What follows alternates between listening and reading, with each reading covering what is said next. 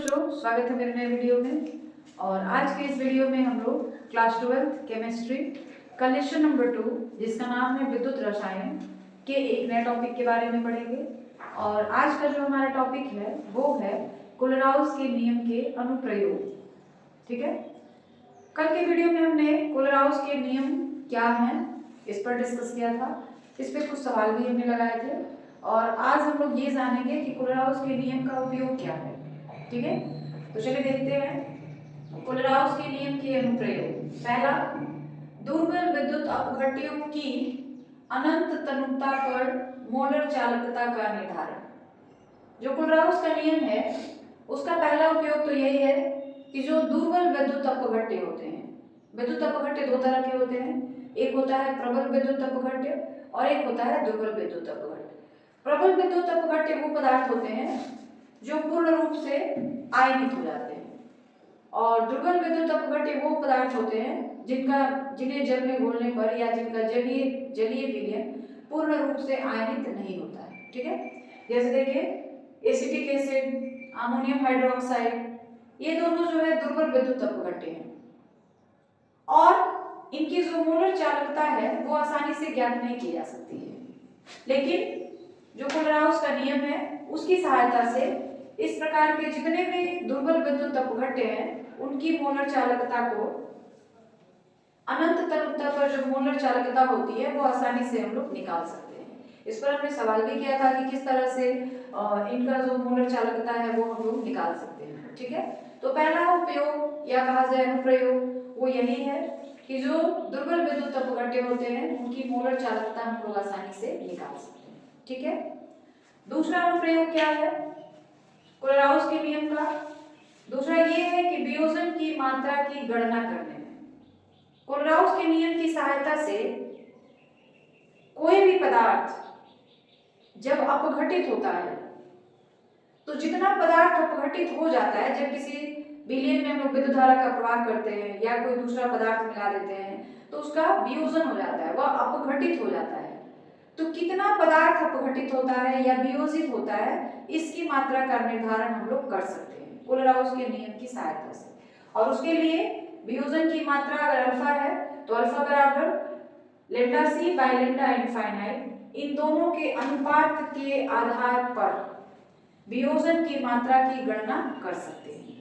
यानी किसी विद्युत अपघट्य का कितना भाग अपघटित हुआ है, वियोजित हुआ है, इसकी गणना हम लोग आसानी से कर सकते हैं। ठीक है, तीसरा उपयोग क्या है? दुर्बल विद्युत अपघट्य का आयनन स्थिरांक ज्ञात करना। जो भी दुर्बल विद्युत अपघट्य होते हैं उनका हम लोग आयनन स्थिरांक आसानी से इस नियम की सहायता से ज्ञात कर सकते हैं। ठीक है, चौथी बात क्या है? चौथा अनुप्रयोग अल्प विलेय लवणों की विलेयता के निर्धारण। देखिए जो लवण होते हैं वह भी विलेयता के आधार पर दो तरह के होते हैं। एक होता है जो जल में पूर्ण रूप से विलेय होता है और एक होता है जो जल में अल्प रूप से विलेय होता है, पूरी तरीके से नहीं होता है।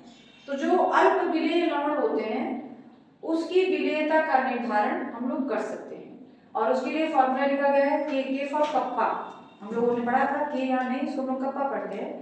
लवण की जो विलेयता होती है उसको अगर आपको निकालना है तो विलयन की विलेयता में से जल की विलेयता को माइनस कर देंगे, घटा देंगे, तो जो हमारा लवण है उसकी विलेयता हमको निकल जाएगी। ठीक है, उसके बाद है पांचवा अनुप्रयोग जल का आयनिक गुणनफल ज्ञात करने। सभी लोग जानते हैं कि जल का आयनिक गुणनफल का जो मान होता है 10 के पावर -14 होता है। ठीक है, जल का जो आयनिक गुणनफल होता है Kw, इसका मान होता है 10 के पावर -14। ये होता है जल के आयनिक गुणनफल का मान। और ये कैसे हम लोग निकाल सकते हैं? तो जो जल में हाइड्रोजन आयन है और जो हाइड्रो ऑक्साइड आयन है, इन दोनों के मात्राओं के गुणनफल को निकाल करके हम लोग जल का आयनिक गुणनफल का मान निकाल सकते हैं।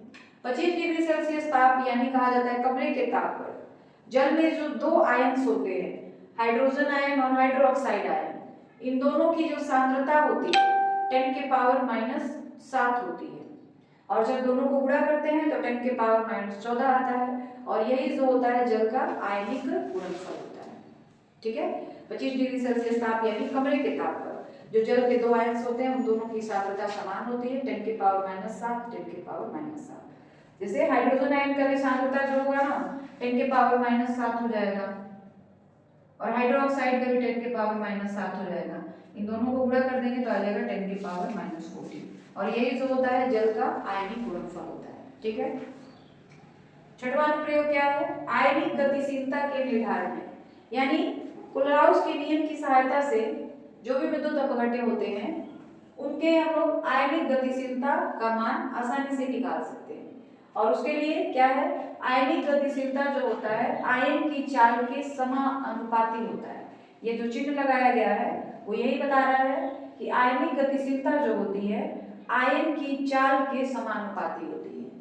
आयन की चाल का मतलब जो भी आयन है, चाहे वो धन आयन हो चाहे वो ऋण आयन है, उसकी चाल अगर बढ़ रही है तो आयनिक गतिशीलता का मान बढ़ता है और आयनों की चाल अगर घट रही है तो आयनिक गतिशीलता का मान जो होता है घटता है। ठीक है। तो ये थे कोलराउस के नियम के अनुप्रयोग। कोलराउस का नियम जो है काफी इंपॉर्टेंट है और उसमें सबसे ज्यादा इंपॉर्टेंट जो है कोलराउस के नियम पे जो सवाल हमने लगाया था वो बहुत ज्यादा इंपॉर्टेंट है। एग्जाम में अक्सर हर साल का पेपर उठा के आप देखिए, हर साल एक न एक सवाल आपसे पूछा ही जाता है कोलराउस के नियम पे। इसलिए बेटा ये कोलराउस का नियम जो है, इसके उपयोग, यह नियम क्या है और इस पे आधारित सवाल जब आप पेपर देने जाइएगा तो इन तीनों चीजों को जरूर पढ़ के जाइएगा। ठीक है। तो इतनी सारी बातें क्लियर हो गई आपको कि कोलराउस का नियम का अनुप्रयोग क्या है। ठीक है। तो जल्दी से इसका स्क्रीनशॉट ले लीजिए, फिर हम लोग आगे बढ़े। अब हम लोग ये जानेंगे कि विद्युत अपघटन क्या है। तो विद्युत अपघटन क्या है? विद्युत अपघटन वो प्रक्रिया है जिसमें विद्युत ऊर्जा को रासायनिक ऊर्जा में परिवर्तित किया जाता है और जिस सेल में विद्युत अपघटन की प्रक्रिया संपन्न की जाती है उसे विद्युत अपघटनी सेल कहा जाता है। मतलब विद्युत अपघटन क्या है कि जब किसी विद्युत अपघट्य मैंने आपको बताया था कि जिस पदार्थ का जलीय विलयन विद्युत का सुचालक होता है उसे हम लोग विद्युत अपघट्य कहेंगे और जिस पदार्थ का जलीय विलयन विद्युत का कुचालक होता है उसे हम लोग विद्युत अनअपघट्य कहेंगे। या ये कहा जाए कि जिस पदार्थ के जलीय विलयन में विद्युत धारा का प्रवाह हो जाता है वैसे पदार्थ को हम लोग विद्युत अपघट्य कहते हैं और जिस पदार्थ के जलीय विलयन में विद्युत धारा का प्रवाह नहीं हो पाता है उसे हम लोग विद्युत अनअपघट्य कहते हैं। ठीक है। या आप एक तरीके से यह भी कह सकते हैं कि मान लीजिए कोई पदार्थ है, उसके जलीय विलयन में अगर हम विद्युत धारा का प्रवाह करते हैं और उसके धन आयन और ऋण आयन अलग अलग हो जाते हैं तो वह पदार्थ जो है विद्युत अपघट्य है और जिसके जलीय में विद्युत धारा का प्रवाह करते हैं उसके आयंस अलग अलग नहीं होते हैं तो वैसे पदार्थ को हम लोग विद्युत अनअपघट्य पदार्थ कहते हैं। जैसे NaCl है, यह विद्युत अपघट्य है। KCl है, यह विद्युत अपघट्य है। क्यों?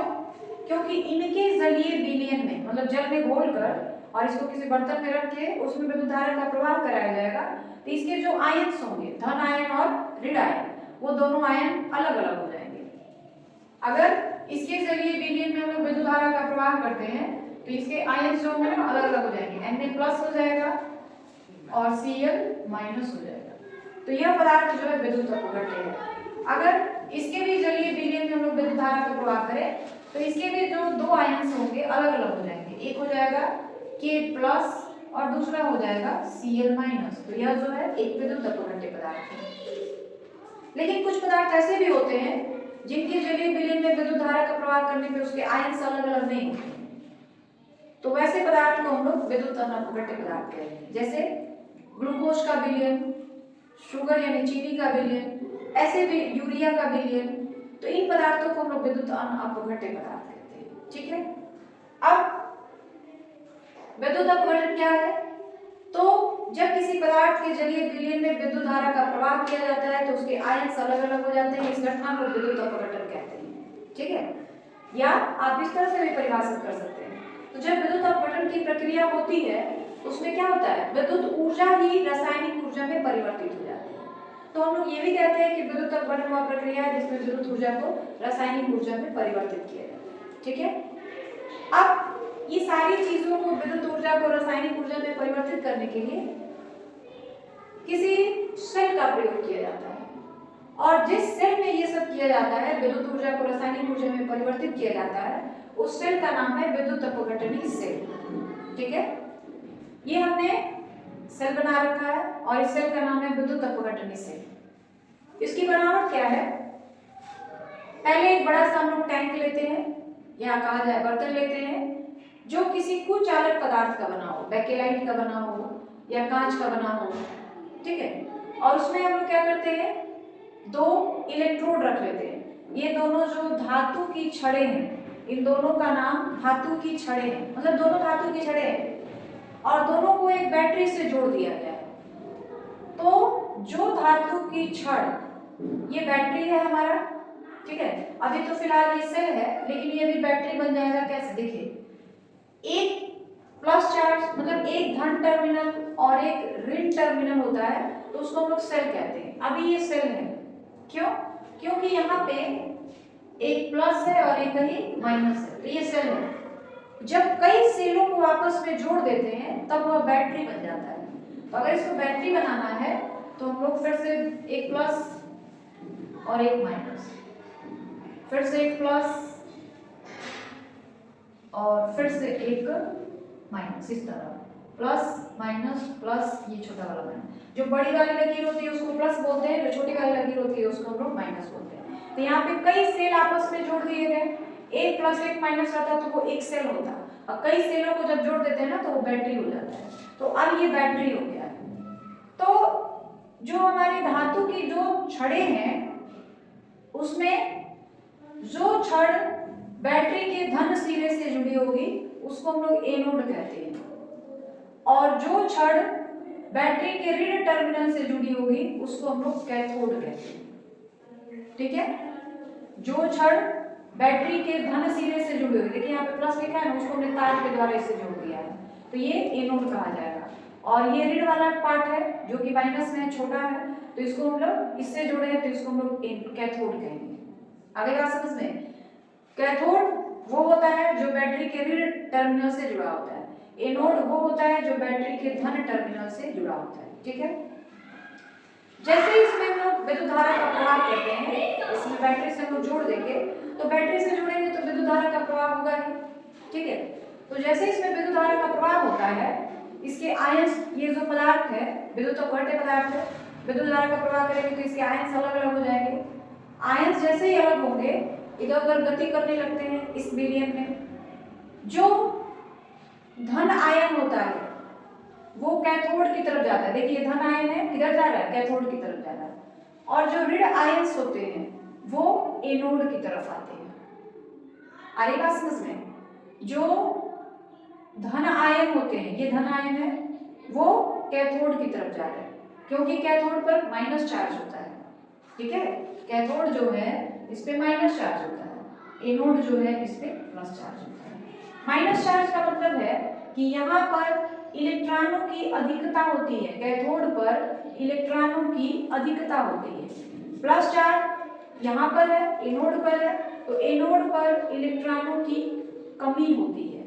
आपको पता होना चाहिए कि जो पदार्थ इलेक्ट्रॉन का त्याग करता है उस पर धन आयन आता है, और जो पदार्थ इलेक्ट्रॉन को ग्रहण करता है उस पर ऋण आयन आता है। तो इस पे माइनस चार्ज है, यानी इस पे जो है इलेक्ट्रॉनों की अधिकता है, इस पे प्लस चार्ज है, यानी इस पर जो है इलेक्ट्रॉनों की कमी है। तो जब हम लोग इसमें विद्युत धारा का प्रवाह करते हैं तो विद्युत अपघट्य का जो धन आयन होगा वो कैथोड की तरफ जाएगा, क्योंकि उसके पास इलेक्ट्रॉन की कमी है, तो वो उधर जाने की कोशिश करता है जहां उसको इलेक्ट्रॉन मिल जाए, अधिक से अधिक इलेक्ट्रॉन मिल जाए। और वो किधर जाता है? कैथोड की तरफ जाता है। इस पर आता है तो यहाँ पर इलेक्ट्रॉनों की अधिकता होती है, और यहाँ आता है तो वो इलेक्ट्रॉन को ग्रहण कर लेता है और ग्रहण करके धातु में परिवर्तित हो जाता है। ठीक है, और जो ऋण आयन होता है वो एनोड की तरफ आता है, यहाँ पर आता है तो यहाँ एनोड पर इलेक्ट्रॉनों की कमी है। जब एनोड पर आता है तो वहां पर आकर के वो अपना जो इलेक्ट्रॉन है उसका वो त्याग कर देता है और फिर वो धातु में बदल जाता है। जैसे मान लीजिए हमने इसमें NaCl भर कर रखा है, NaCl।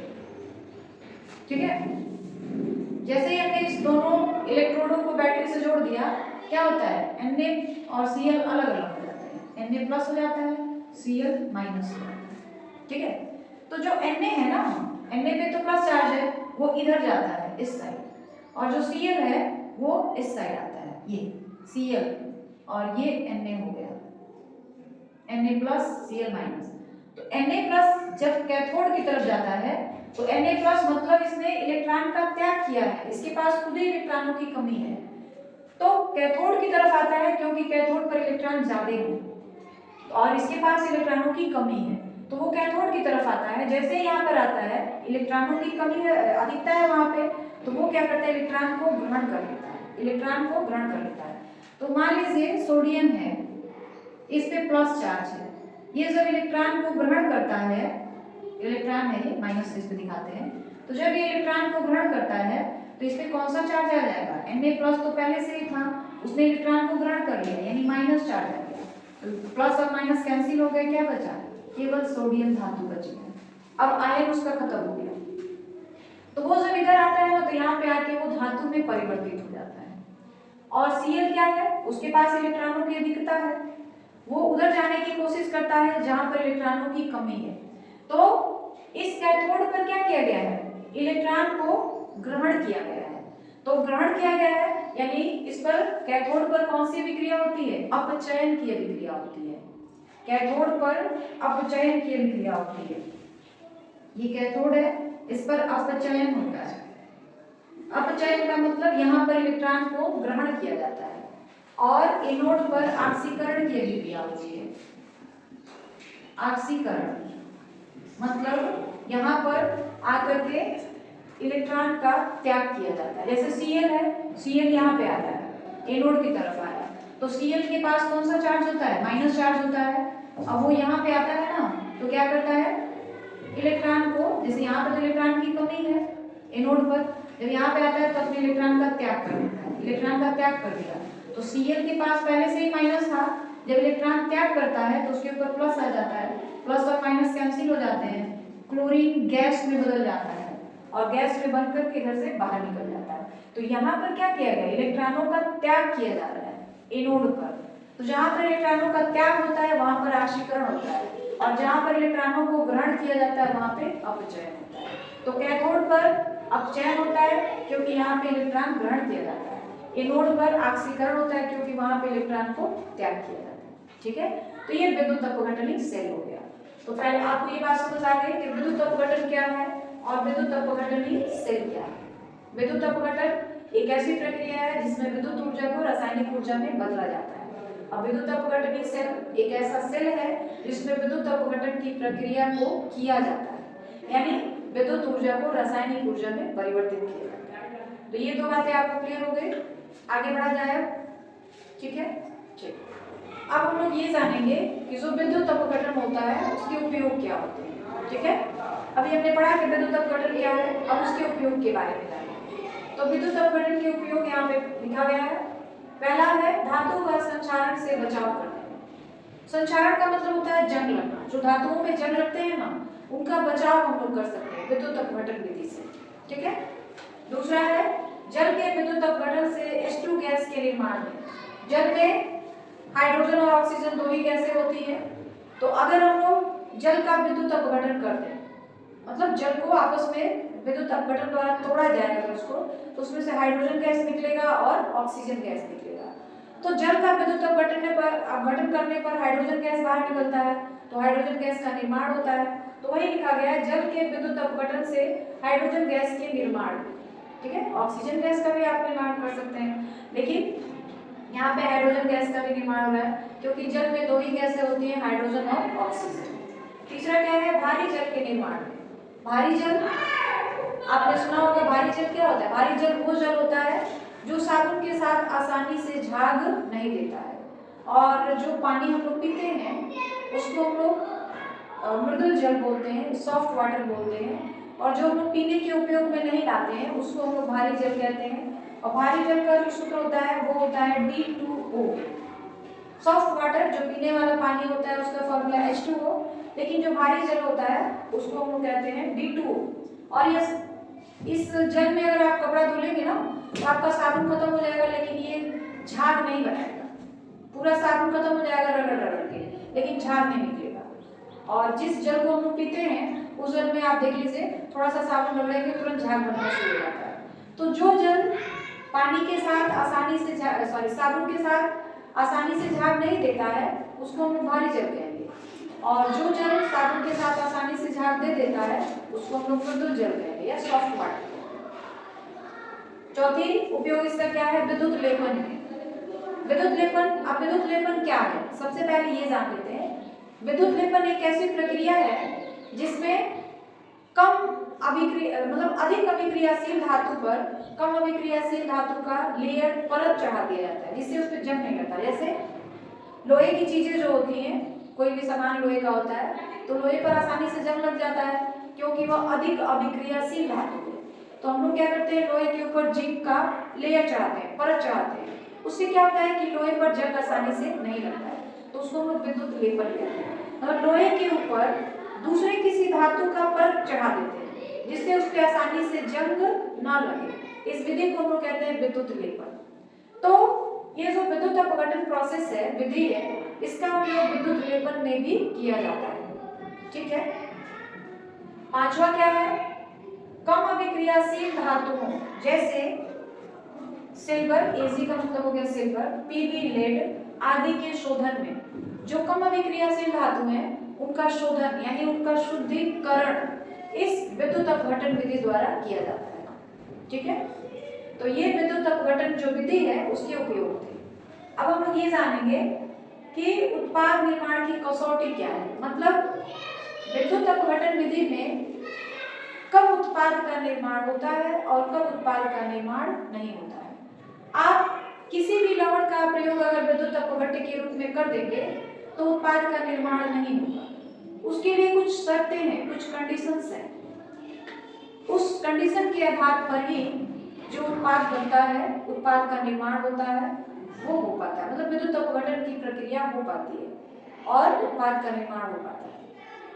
तो उत्पाद निर्माण की कसौटी क्या है? पहला तो यही है कि विद्युत अपघटन के द्वारा निर्मित धन आयन के मानक अपचयन विभव का मान जल से अधिक होता है तो धनायन कैथोड पर अपचयित होता है, और यदि धनायन के मानक अपचयन विभव का मान जल से कम है तो वह कैथोड पर अपचयित होगा। कहने का मतलब ये है कि विद्युत अपघट्य में आपने पढ़ा जिसके जलीय विलय में विद्युत धारा का प्रवाह करने से उसके आयन अलग अलग हो जाते हैं। जैसे सोडियम क्लोराइड, उसमें अगर हम लोग विद्युत धारा का प्रवाह करें तो Na+ हो जाएगा और Cl- हो जाएगा। वैसे सिचुएशन में धनायन कैथोड पर अपचयित होता है, और यदि धनायन के मानक अपचयन विभव का मान जल से कम होगा तो वह किस पर अपचयित होगा? कैथोड पर अपचयित। ठीक है।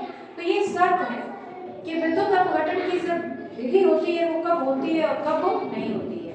अगर होती भी है तो कौन सा पदार्थ कैथोड पर जाता है और कौन सा पदार्थ किस कंडीशन पे पदार्थ एनोड पर जाता है। ठीक है। तो ये विद्युत अपघटन की विधि का उपयोग था।